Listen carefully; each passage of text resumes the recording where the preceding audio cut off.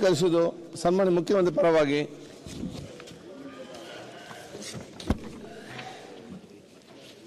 ಸನ್ಮಾನ್ಯ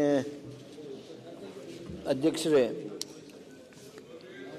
2025ನೇ ಸಾಲಿನ ಕರ್ನಾಟಕ ಕಿರು ಸಾಲ ಮತ್ತು ಸಣ್ಣ ಸಾಲ ಬಲವಂತದ ಕ್ರಮಗಳ ಪ್ರತಿಬಂಧಕ ವಿಧೇಯಕವನ್ನು ಪರ್ಯಾಲೋಚಿಸಬೇಕೆಂದು ಸೂಚಿಸುತ್ತೇನೆ. ಓಕೆ. ಈಗ ಪರ್ಯಾಲೋಚನಾ ಪ್ರಸ್ತಾವನೆಗೆ ಸಭೆ ಮತಕ್ಕೆ ಹಾಕುತ್ತೇನೆ. 2020 ಸಾಲಿನ ಕರ್ನಾಟಕ ಕಿರು ಮೈಕ್ರೋ ಸಾಲ ಮತ್ತು ಸಣ್ಣ ಸಾಲ ಬಲವಂತ ಕ್ರಮಗಳ ಪ್ರತಿಬಂಧಕ ವಿಧೇಯಕವನ್ನು ಪರ್ಯಾಲೋಚಿಸುತ್ತದೆ ಎಂಬ ವಿಷಯ ಸಭೆಯ ಮುಂದೆ ಇದೆ. ಪ್ರಸ್ತಾವದ ಪರವಾಗಿರುವವರು ಹೌದು ಎಂದು ಸೂಚಿಸಿ ಮುಗಿಸುತ್ತೇನೆ.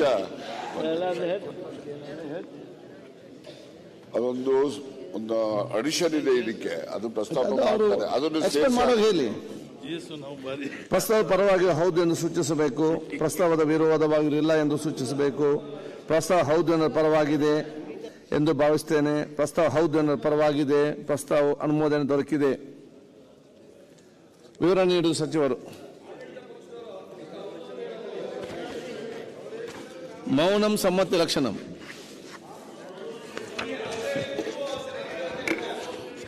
ಮತ್ತೆ ಎಲ್ಲವೂ ಮೌನಂ ಸಮ್ಮತಿ ಲಕ್ಷಣ ಅಂತ. ಅಧ್ಯಕ್ಷರೇ, ಕರ್ನಾಟಕ ಕಿರು ಸಾಲ ಮತ್ತು ಸಣ್ಣ ಸಾಲ ಬಲವಂತದ ಕ್ರಮಗಳ ಪ್ರತಿಬಂಧಕ ವಿಧೇಯಕವನ್ನು ಈ ಸಂದರ್ಭದಲ್ಲಿ ಆರ್ಡಿನೆನ್ಸ್ ರಿಪ್ಲೇಸ್ಮೆಂಟ್ ಬಿಲ್ ಆಗಿ ಇಲ್ಲಿ ನಾವು ಮಂಡಿಸ್ತಾ ಇದ್ದೇವೆ.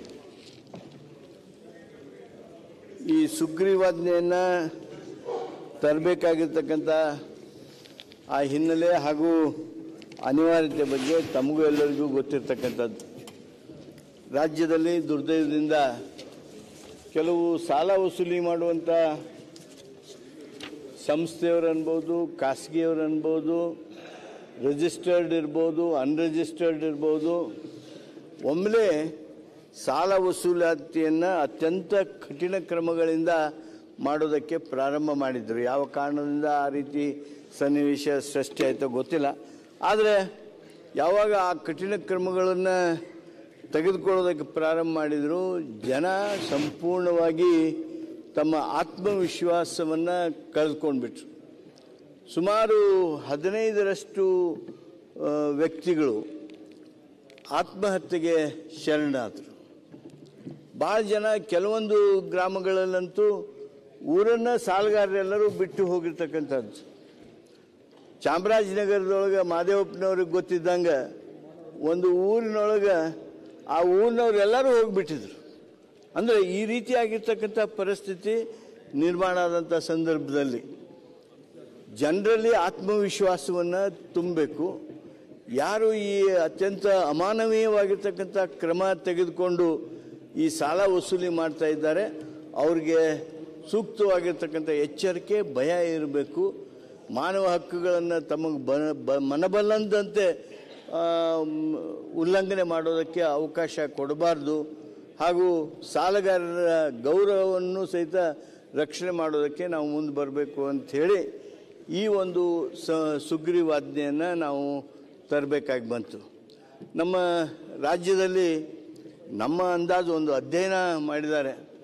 ಸುಮಾರು 40,000 ಕೋಟಿಯಷ್ಟು ಸಾಲ ಇವತ್ತು ಅನ್ರಿಜಿಸ್ಟರ್ಡ್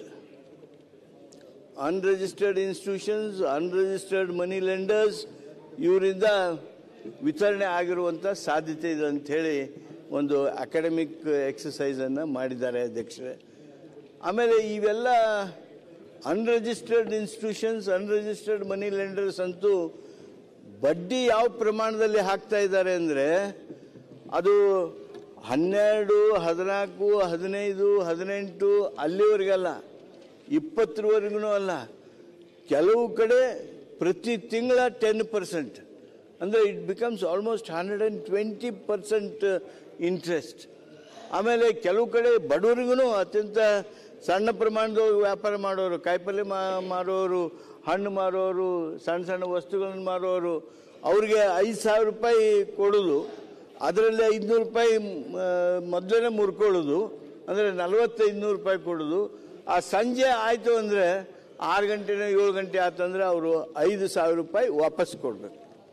ಅಂದರೆ ಒಂದು ದಿವಸಕ್ಕೆ 500 ರೂಪಾಯಿಯನ್ನು ವಸೂಲಿ ಮಾಡ್ತಕ್ಕಂಥ ಪ್ರಕ್ರಿಯೆಗಳು ನಮ್ಮ ರಾಜ್ಯದಲ್ಲಿ ಬಹಳ ಕಡೆ ನಡೆದಿದ್ದು. ಕೆಲವು ಕಡೆ ಅಂತೂ ಬಾಂಡ್ ಬರ್ಸ್ಕೊಂಡ್ಬಿಡೋದು, ನಿಮ್ಮ ಕಡೆಯಿಂದ ನಿಮ್ಮ ಹೊಲದ ವಚನ ಪತ್ರ ಬರೆಸ್ಕೊಳ್ಳೋದು, ಬಾಂಡ್ ಬರೆಸ್ಕೊಳ್ಳೋದು ಮಾಡಿ ಅದು ಸ್ವಲ್ಪ ಬಡ್ಡಿ ಗಿಡ್ಡಿನೆಲ್ಲ ಇದನ್ನು ಮಾಡಿ ಆ ಹೊಲದಷ್ಟನ್ನ ಕಿಮ್ಮತ್ತು ಬರೋಂಗೆ ಮಾಡಿ ಅದು ಆದ ಕೂಡಲೇ ಆ ಬಾಂಡ್ ತೊಗೊಂಡು ಹೋಗಿ ಸಬ್ ರಿಜಿಸ್ಟ್ರ್ ಆಫೀಸ್ನೊಳಗೆ ರಿಜಿಸ್ಟ್ರ್ ಮಾಡೋದಕ್ಕೆ ಬರಬೇಕು ಅಂತೇಳಿ ಅವ್ನಿಗೆ ಒತ್ತಾಯ ಮಾಡೋದು. ಬರದೇ ಇದ್ದರೆ ಅವನಿಗೆ ಏನು ಹೊಡಿಬೇಕೋ ಬಡಿಬೇಕೋ ಬೆದರಿಸ್ಬೇಕೋ ಅಂಜಿಸ್ಬೇಕೋ ಅದನ್ನು ಮಾಡೋದ್ರ ಮೂಲಕ ಅಲ್ಲಿ ಆ ವಸೂಲಾತಿಯನ್ನು ಮಾಡ್ತಕ್ಕಂಥದ್ದು ಅಥವಾ ಆ ಆಸ್ತಿಯನ್ನೇ ಅವರು ಗ್ರಹಿಸ್ಕೊಳ್ತಕ್ಕಂಥದ್ದು. ಈ ಕಾರು ಜೀಪು ಇವು ಎಲ್ಲ ಇರ್ತಾವಲ್ಲ, ಸೈಕಲ್ ಮೋಟ್ರು, ಈ ಒಬ್ಬೊಬ್ಬ ಸಾಲಗಾರ ಸಾಲ ಕೊಡುವವನೇನಿದ್ದಾನೆ ಆ ಸಾಲ ಕೊಡುವವನ ಮನೆಯದ್ರಿಗೆ 10-20 ಸೈಕಲ್ ಮೋಟ್ರು, 3-4-5 ಕಾರ್ಗಳು. ಸುರೇಶ್, ಒಂದೊಂದು ಕಡೆ 10-20 ಸೈಕಲ್ ಮೋಟ್ರು, 4-8 ಕಾರ್ಗಳು ಇವೆಲ್ಲ ನಿಂತಿದ್ದು ಅಂದ್ರೆ ಅವು ಸಾಲಗಾರನ ಹತ್ರ ಇದ್ದದ್ದನ್ನ ತಗೊಂಡು ಬಂದು ಅವ್ರ ಮನೆ ಎದುರಿಗೆ ಇಟ್ಟಿರ್ತಾರೆ.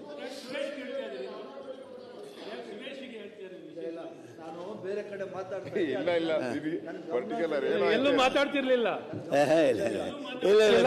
ಕೂತಿದ್ರೆ ನಿಮ್ನೇ ವಿಶೇಷವಾಗಿ ಕೇಳ್ತಾ ಇದ್ರು.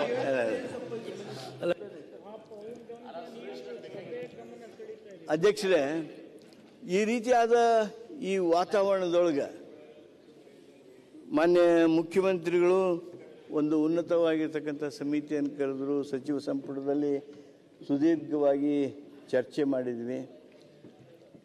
ಅತ್ಯಂತ ಅನಿವಾರ್ಯತೆ ಅಗತ್ಯತೆ ತೀವ್ರವಾಗಿ ಮಾಡಲೇಬೇಕಾಗಿರ್ತಕ್ಕಂಥ ಸಂದರ್ಭ ಬಂದಿರೋದ್ರಿಂದ ಈ ಒಂದು ಕರ್ನಾಟಕ ಕಿರು ಸಾಲ ಮತ್ತು ಸಣ್ಣ ಸಾಲ ಬಲವಂತ ಕ್ರಮಗಳ ಪ್ರತಿಬಂಧಕ ವಿಧೇಯಕವನ್ನು ನಾವು ಸುಗ್ರೀವಾಜ್ಞೆ ಮಾಡಿದ್ವಿ. ಈಗ ಅದನ್ನು ಬಿಲ್ ಮಾಡಿ ತಂದಿದ್ದೀವಿ. ಇದರಲ್ಲಿ ಒಂದು ಸಣ್ಣ ಅಮೆಂಡ್ಮೆಂಟ್ ಎಡಿಷನ್ ಏನು ಅಂದರೆ, ಕೋಆಪರೇಟಿವ್ ಬ್ಯಾಂಕ್ಸ್ ಇದೆ, ರಿಜಿಸ್ಟರ್ಡ್ ಕೋಆಪರೇಟಿವ್ ಬ್ಯಾಂಕ್ಸ್ ಇದೆ, ಆದರೆ ಕೋಆಪರೇಟಿವ್ ಸೊಸೈಟೀಸ್ ಆ್ಯಂಡ್ ಸೌಹಾರ್ದ ಸೊಸೈಟೀಸ್ ಅವೆರಡನ್ನೂ ಸೇರಿಸಬೇಕಾಗಿದೆ. ಅವೆರಡು ಸೇರಿಸೋದಕ್ಕೂ ತಾವು ಅನುಮೋದನೆ ಕೊಡಬೇಕು.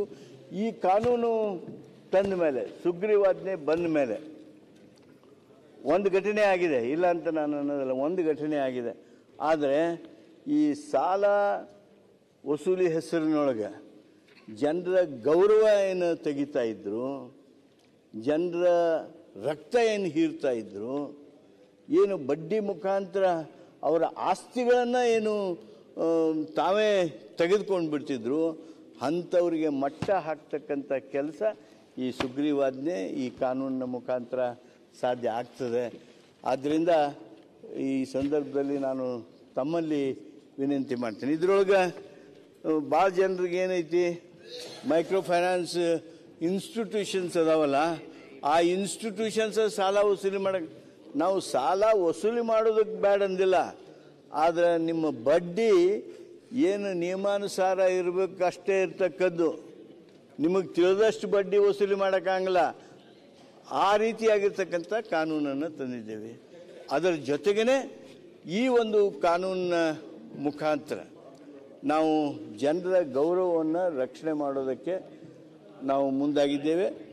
ಈ ಬಡ್ಡಿ ಯದ್ವಾ ತದ್ವಾ ಏನು ವಸೂಲಿ ಮಾಡ್ತಿದ್ರು ಅದನ್ನು ಸಂಪೂರ್ಣವಾಗಿ ನಿಲ್ಲಿಸುವಂಥ ಪ್ರಯತ್ನಕ್ಕಾಗಿ ಈ ಒಂದು ಕಾನೂನನ್ನು ತಂದಿದ್ದೇವೆ. ನಿಮಗೆಲ್ಲರಿಗೂ ಗೊತ್ತಿರುವಂಥದ್ದು, ಈಗ ನೀವು ಅಲ್ಲೇ ಯಾವುದಾದ್ರು ಒಂದು ಸಣ್ಣ ಸಿಟಿಗೆ ಹೋಗ್ರಿ, ನೀವು Venkateshwara finance, Lakshmi finance, Renuka finance, Basaveshwara finance, Valmiki finance, ಹಿಂಗೆ ನೀವು ಎಲ್ಲ ರೋಡಿನ ತುಂಬ ನೋಡ್ತೀರಿ. ನೀವು ಯಾವ ರಿಜಿಸ್ಟರ್ಡ್ ಇಲ್ಲ.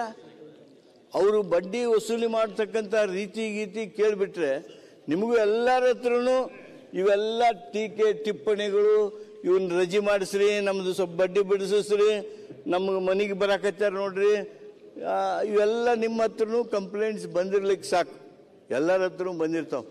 ಆದ್ದರಿಂದ ಈ ಒಂದು ಸಂದರ್ಭದೊಳಗೆ ನಾವು ಜನರನ್ನು ರಕ್ಷಣೆ ಮಾಡೋದಕ್ಕಾಗಿ ಈ ಒಂದು ತಿದ್ದುಪಡಿಯನ್ನು ಈ ಒಂದು ವಿಧೇಯಕವನ್ನು ತಂದಿದ್ದೇವೆ. ದಯಮಾಡಿ ಇದನ್ನು ಮಂಜೂರಿ ಮಾಡಿಕೊಡ್ಬೇಕು ಅಂತೇಳಿ ನಾನು ತಮ್ಮ ಮುಖಾಂತರ ಪ್ರತಿಪಕ್ಷ ನಾಯಕರು ಒಂದಕ್ಕೆ ಮಾತಾಡ್ಲಿಕ್ಕೆ ಅವಕಾಶ ಕೊಡ್ತೇನೆ.